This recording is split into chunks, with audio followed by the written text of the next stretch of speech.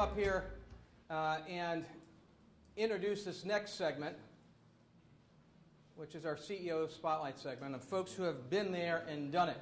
And Ray is one of the principals of CEO Nexus, which is a CEO peer group that is throughout the state of Florida and works very closely with second stage companies. Ray.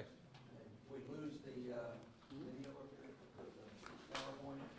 You know, one of the objectives, I think, of today, anytime you come to a session, you want to walk away with some nuggets. You want to walk away with, what can I do differently than what I'm doing now, and apply it. I heard somebody tell me once that experience was the best college, but the tuition's awful high.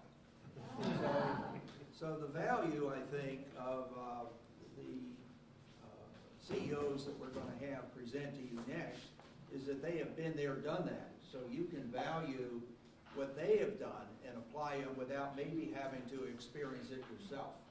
So stories are always great in terms of what they did, how they got over things, and how you might be able to apply them. So what I'm going to do is just give you a quick overview of the three CEOs that are going to be presenting to you. They will then come up and tell their story. After that, we're going to ask them to put some chairs up here, and they're going to sit on a panel, and we're going to let you ask them some questions. I've got some questions to ask them as well, but we want to get some feedback so that their experiences can relate to what you've done. So our first presenter, who will be Davian Santana, you heard him stand up a minute ago, but he's a ex-Navy vet, great family man. He was a clinical engineer with Beckman Coulter and moved to an entrepreneur environment. He saw a need in what he was doing was not satisfying patients. He was not putting patients to the forefront of what he was doing. Thus, he says, I could do it better, and started Vista Clinical Diagnostics in 2003. You'll hear his story. Warren Deedle, CEO of Puffin Stuff, second-generation family business. His parents started the business many years ago, and he purchased it in 2003. He's also the founder and partner in Chef's Commissary, but a serial entrepreneur.